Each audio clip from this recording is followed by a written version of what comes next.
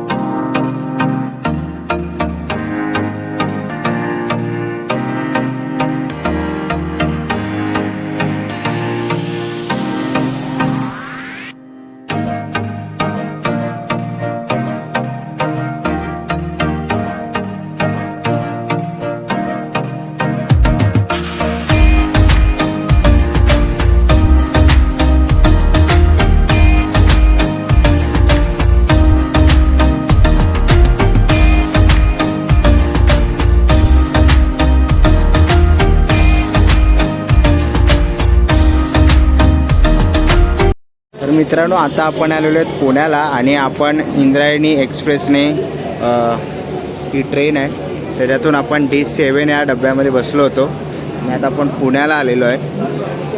तर आता आपण इथून कुठे जाणार आहे त्यासाठी व्हिडिओ शेवटपर्यंत नक्कीच बघा।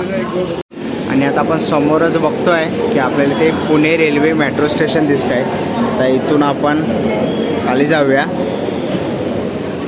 आता आपण पुणे स्टेशनला आलेलो आहे। माझ्या पाठीमागे तुम्ही हळदीरामचं हॉटेल बघू शकतात आणि तुम्ही दगडूशेठ हलवाई मंदिरासाठी जाण्यासाठी तुम्हाला मेट्रोचाही ऑप्शन आहे, रिक्षाही आहे आणि ओलाही आहे। रिक्षा इकडनं तुम्हाला 200 रुपये घेते मंदिरापर्यंत सोडण्याचे आणि ओलाने जर तुम्ही गेलात तर 114-117 रुपये होतात। तर मी सजेस्ट करीन की तुम्ही ओला किंवा मेट्रोने जावा। मेट्रोने गेलात तर तुम्हाला इकडनं 1 किलोमीटर चालायचं आहे ते मेट्रो स्टेशनपासून। तर समोर आपल्याला पुणे स्टेशन दिसतं, हे रेल्वे स्टेशन आहे त्याच्या बाजूलाच लागून तुम्हाला इकडे मेट्रो स्टेशन दिसतं आहे आणि इथून आता आपली ओला येईल। तर आता आपण ओलाने चाललेलो आहोत। चला, आपली ओला आलेली आहे आणि आता आपण इथून चाललेलो आहे गणपती बाप्पाचं दर्शन करण्यासाठी।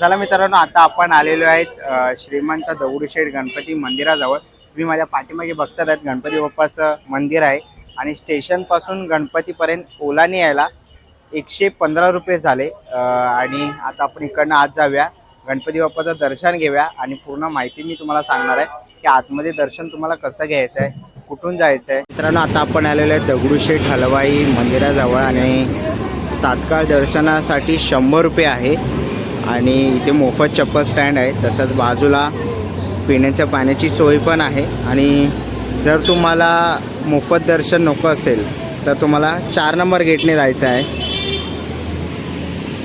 आणि मंदिराच्या बाहेरच असे उट्या वगैरे तुम्ही घेऊ शकतात, उटीचं सामान वगैरे। काका, कशी उटी कशी आहे? हे 130 आहे, 180। ओके, 130 आणि 180 आहे। 100 रुपयाला पण आहे। आणि हे 5 नारळाचं तोरण कसं? 180 रुपये। 180 रुपये। तर प्रसादासहित ओके, प्रसादासोबत 300 रुपये। तर इथून आता आपल्याला पुढे जायचं आहे 4 नंबर गेटकडे सरळ चालत आणि मंदिराच्या भोवती तुम्हाला असे स्टॉल बघायला मिळतीलच।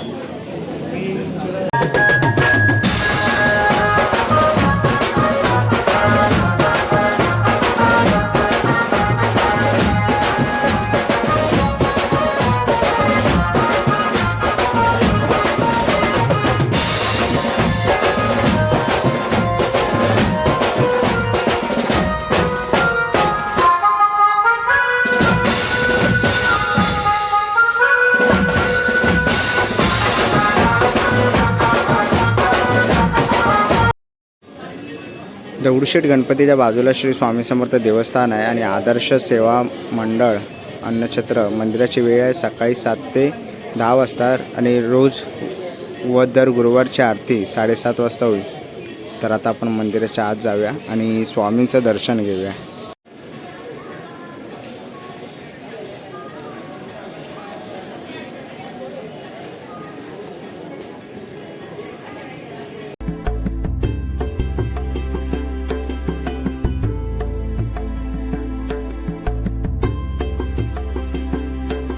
आता आपण गणपती बाप्पाचं दर्शन केलं आणि आता नाश्ता वगैरे करायचा आहे. त्यासाठी मी हॉटेल बघतोय. तर आता आपण हॉटेलमध्ये जाऊन नाश्ता करूया आणि मग तिकडनं पुढे आपण कुठे जाणार आहे ते मी तुम्हाला सांगतो. तर आता आपण चहा आणि नाश्त्यासाठी जय शिवशंकर या हॉटेलमध्ये जात आहोत आणि हे हॉटेल दगडूशेठ मंदिराच्या बरोबर समोरच हे हॉटेल आहे. तर आता आपण इथे आज जाऊया. चला आता आपण नाश्त्यासाठी मेंदूवडा घेतलेला आहे आणि या हॉटेलमध्ये आहे ना सेल्फ सर्व्हिस आहे. म्हणजे तुम्ही स्वतः घ्यायचं आहे. पहिलं कुपन घ्यायचं आणि मग तुम्ही स्वतः मेनू बघून त्यांना सांगून इकडे त्यांचं किचन आहे समोर. किचनला तुम्ही कुपन द्यायचं आणि मग तुम्ही आपली डिश घ्यायची. तर आता आपण मेंदूवडा घेतलेला आहे. मेंदूवडा आहे 50 रुपये. तर मित्रांनो आता आपण मंदिरातून बाहेर आलो आणि नाश्ता केला. तर इकडे 10 मिनिटावरती तुम्हाला इकडे नानावाडा म्हणून बघायला भेटेल. तर आता आपण इथून आत जाऊया. मित्रांनो आता आपण आतमध्ये आलेलो आहे. तर आपण हा वाडा बघतोय. खूप सुंदर असा आणि खूप जुना असा हा वाडा आहे. तसंच इथे सिटिंग अरेंजमेंट आहे. पूर्ण असा जुना वाडा आपल्याला या पुण्यामध्ये बघायला भेटतोय. पुण्यामध्ये जर तुम्ही आलात तर तुम्हाला कोणत्या कोणत्या प्रकारचे प्रमुख स्थळे बघू शकतात. तर हा एक नानावाडा म्हणून आहे. तर हाही तुम्ही सुंदर बघू शकतात. नानाच्या वाड्यामध्ये आपण आत आलो तर इथे आपल्याला दामोदर हरी चापेकर, मदनलाल धिंगरा, स्वातंत्र्यवीर सावरकर, चंद्रशेखर आझाद, शहीद भगतसिंग, नेताजी सुभाषचंद्र बोस असे आपल्याला इकडे फ्रेम बघायला मिळतात. खूप सुंदर असे फ्रेम आहेत.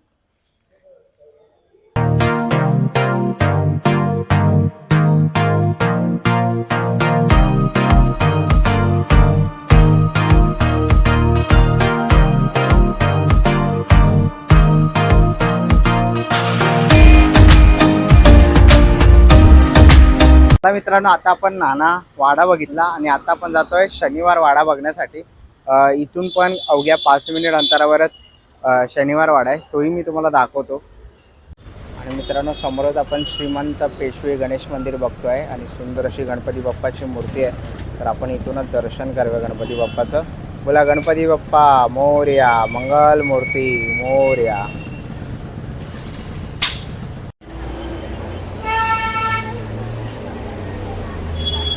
तर चला मित्रांनो आता आपण आलेलो आहे पुण्यामध्ये शनिवार वाड्यात. शनिवार वाड्यामध्ये तुम्ही जर 2 व्हीलर आणलात तर इकडे फ्री पार्किंगची सुविधा आहे. तर इथून आता आपण आज जात आहोत आणि तुम्हाला मी दाखवतो कसा आहे शनिवार वाडा. आता आपण आलेलो आहे शनिवार वाड्यामध्ये आणि तुम्ही माझ्या पाठीमागे बघू शकता शनिवार वाडा तुम्हाला दिसतोय. तर आता आपण इथून आज जाऊया.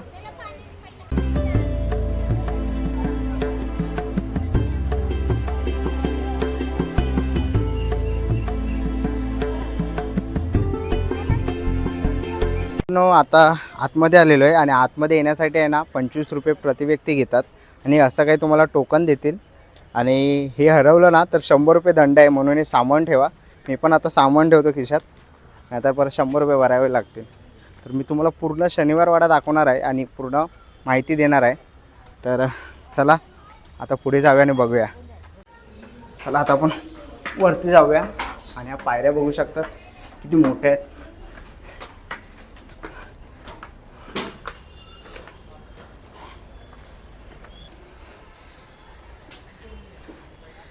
आणि हा व्ह्यू बघा शनिवार वाड्यात खूप सुंदर असा दिसतोय.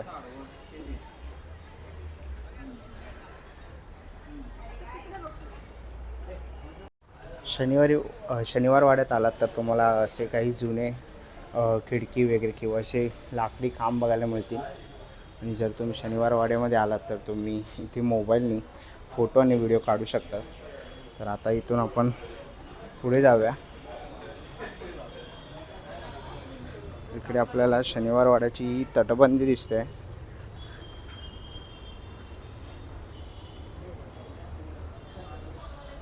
आणि इथून आपण बघतो की हे जुन्या काळातले दरवाजे अजूनही शनिवार वाड्यात आहेत. हा पुढचा तुम्ही दरवाजा बघू शकतात. तर पुढे पण आपल्याला एक सुंदर असा दरवाजा बघायला मिळतो आहे आणि ह्याच्यावरती तुम्ही बघू शकतात खूप कोरीव आणि नक्षीकाम केलेलं आहे. आणि असे दरवाजे आता तर बघायला मिळत नाही, पण आपल्या शनिवार वाड्यामध्ये जर तुम्ही आलात पुण्यात तर असे खूप दरवाजे तुम्हाला बघायला मिळतील जुन्या काळातले.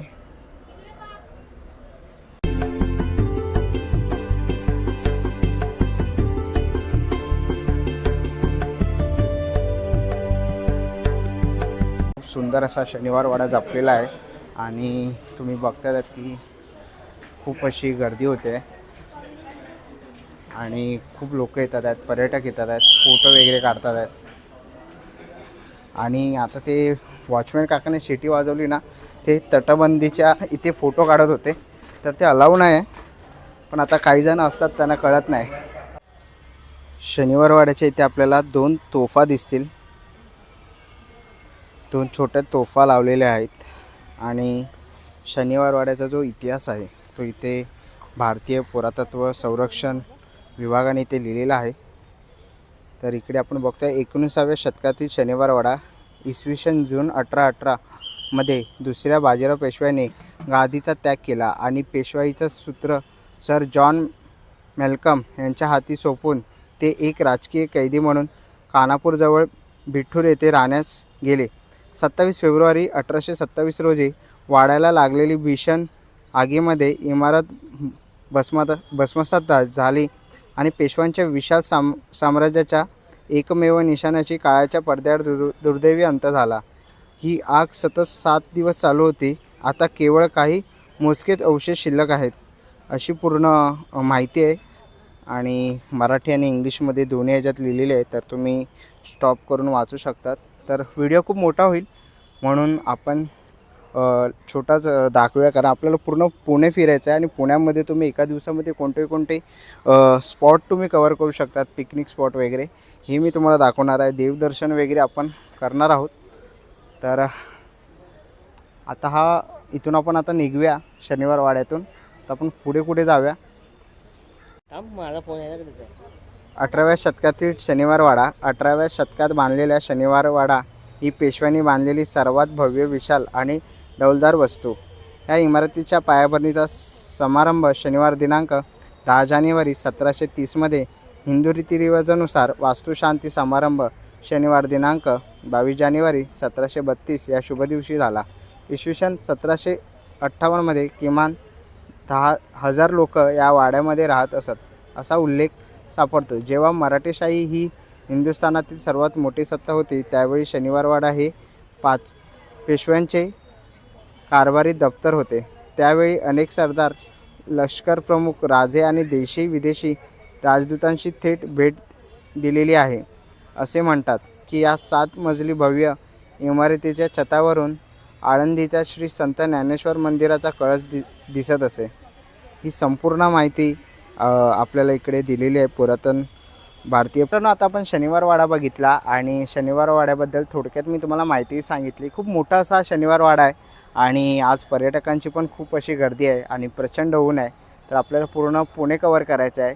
मी तुम्हाला देवदर्शन तसंच इकडे तुम्ही एका दिवसात कोणते जवळचे स्पॉट बघू शकतात हे दाखवणार आहे. तर आता आपण इथून निघतो आहे. चला आता आपण लाल महालमध्ये आलेलो आहे आणि हा लाल महालाचा हा दरवाजा आहे आणि दरवाजाचं तुम्ही नक्षीकाम बघू शकतात. खूप सुंदर असं नक्षीकाम केलेलं आहे दरवाजाचं. तर आता आपण इथून आज जाऊया.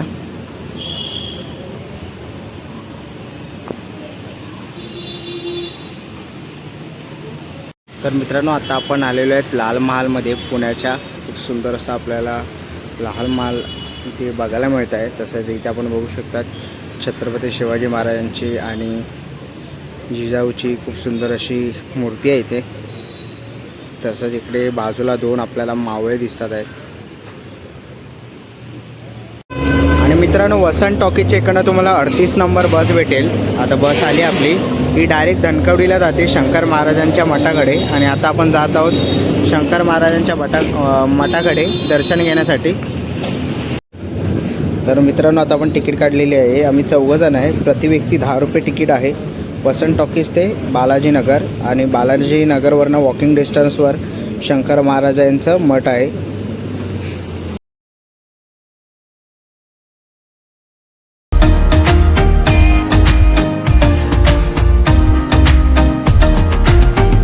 मित्रांनो, आता मी बसमधून उतरलेलो आहे शंकर महाराज चौक येथे. आणि चौकापासून 5 मिनिटावरती शंकर महाराज यांचं समाधी मठ आहे. तर माझ्यासोबत बोला नाद भयंकर जय शंकर. आणि जर तुम्ही पुणेकर असाल तर कमेंट बॉक्समध्ये हॅशटॅग आम्ही पुणेकर लिहायला विसरू नका. तर चला आता आपण मंदिरात जाऊया आणि शंकर महाराज यांच्या समाधी मठाचं दर्शन घेऊया. तर मित्रांनो, आता आपण आलेलो आहे श्री सद्गुरू शंकर महाराज समाधी मठ. आणि इथून आतमध्ये जायचं आहे. तर आता आपण आत जाऊया. आणि मंदिराच्या बाजूला श्री सद्गुरू महाराज अन्नछत्र समिती म्हणून आहे. आणि इकडे अन्नदान आणि महाप्रसाद भेटतो. तर इकडे त्याची गाडी आहे. दररोज प्रसाद वाटप सेवा सद्गुरू महाराजांची दुपारी 12 ते 2 आणि संध्याकाळी 6 ते 8 वाजेपर्यंत इकडे महाप्रसाद मिळत असतो भाविकांसाठी, भक्तांसाठी. आणि मंदिराच्या आत आलो तर इकडे चप्पलसाठी स्टँड ठेवलेले आहेत. तर आपल्या चपला इकडे स्टँडमध्ये काढून ठेवायचे आहेत. आणि इथून दर्शनासाठी रांग आहे. तर आता इथे पाय धुवायचे आहेत. आणि पाय धुवून आता आपण इथून आत जाणार आहोत समाधी दर्शनासाठी.